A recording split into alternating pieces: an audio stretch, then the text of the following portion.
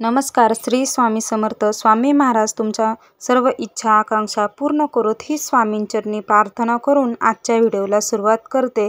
तर उद्या आहे सर्व पितृ अमावस्या. या अमावस्येला दर अमावस्या सर्व पितृ अमावस्या त्याचबरोबर भाद्रपद अमावस्या असे देखील म्हणतात. उद्या पितृपक्षातील शेवटचा दिवस आहे, म्हणजे जे 15 दिवस पितृपक्षाचे आहेत त्याची उद्या सांगता होणार आहे. या 15 दिवसामध्ये आपण आपल्या पूर्वजांना पितरांना जेवू घालत असतो, त्यांचे पिंडदान विधी करत असतो, त्यांना प्रसन्न करून घेण्यासाठी अनेक उपाय करत असतो. तसाच एक उपाय आपल्याला उद्या आपल्या पितरांसाठी करायचा आहे. अशा ठिकाणी एक दिवा लावायचा आहे. हा उपाय केल्यामुळे तुमचे पितृ भरभरून आशीर्वाद देतील. तुमच्या घराची, पतीची, मुलांची प्रगती होईल. असा हा अत्यंत प्रभावशाली उपाय आजच्या व्हिडिओमध्ये आपण पाहणार आहोत.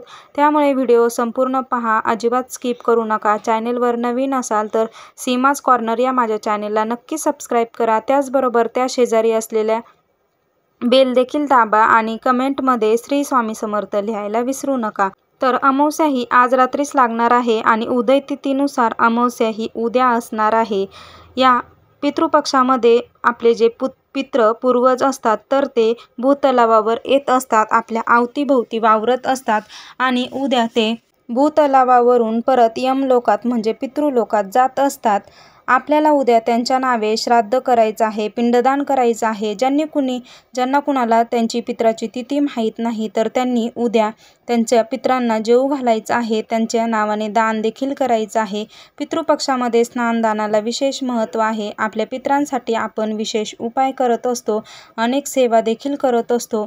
उद्या आपल्याला आपल्या पित्रांचा आशीर्वाद प्राप्त करून घेण्यासाठी, त्यांना मुक्तता, मोक्ष मिळवून देण्यासाठी एक दिवा लावायचा आहे. दिवा हे ज्ञानाचे, बुद्धीचे, त्यागाचे प्रतीक आहे. दिवा हा सकारात्मक देत असतो. दिवा जशा प्रकारे आपल्याला उजेड देतो, आपल्याला अंधारातून प्रकाश देत असतो. आपल्याला जशी प्रकाशाची गरज आहे तशीच आपल्या पित्रांना देखील प्रकाशाची गरज असते. तर आपण पित्रांसाठी असा दिवा लावला तर त्यांचा जो प्रवास आहे तर तो सुखकर होत असतो आणि त्यांना मोक्ष मिळत असतो. त्यासाठीच त्यांच्यासाठी आपल्याला हा दिवा लावायचा आहे. तर आता हा उपाय कसा करायचा आहे, कधी करायचा आहे ते पाहूया. तर हा उपाय जो आहे तर तो आपल्याला उद्या संध्याकाळी करायचा आहे.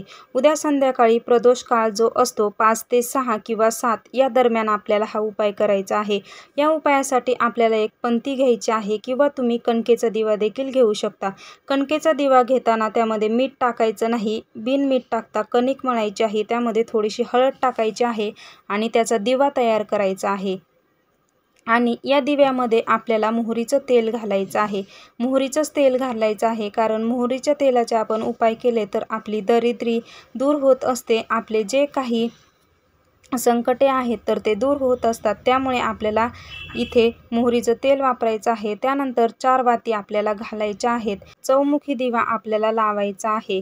त्यानंतर आपल्याला संध्याकाळच्या वेळी 6 ते 7 दरम्यान हा दिवा तयार करायचा आहे. त्यामध्ये 4 वाती घालून मोहरीचं तेल टाकायचं आहे आणि त्यानंतर आपल्याला त्यामध्ये थोडेसे काळे तीळ टाकायचे आहेत.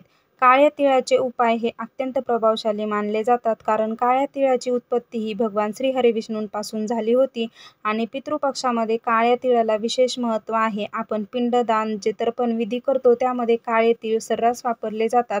काळ्या तिळाचे आपण जे उपाय करतो तर त्याचे आपल्याला फायदे होत असतात. आपण जे काही उपाय करू त्याचा आपल्याला लाभ होत असतो. त्यामुळे दिव्यामध्ये काळे तीळ टाकायचे आहेत आणि असा हा दिवा आपल्याला तयार करायचा आहे.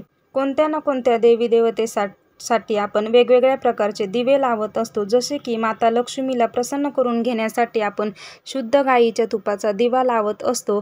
त्याचबरोबर हनुमानजींसाठी आपण चमेलीच्या तेलाचा दिवा लावतो. शनिदेवासाठी आपण मोहरीच्या किंवा तिळाच्या तेलाचा दिवा लावत असतो.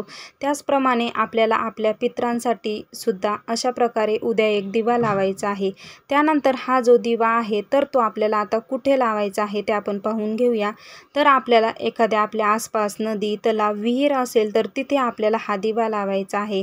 जर तुमच्याजवळ आसपास कुठेही नदी, तलाव, विहीर नसेल तर तुम्ही तुमच्या घरामध्ये जो माठ, हंडा भरून ठेवलेला असतो त्याच्या दक्षिण दिशेला तुम्हाला हा दिवा लावायचा आहे.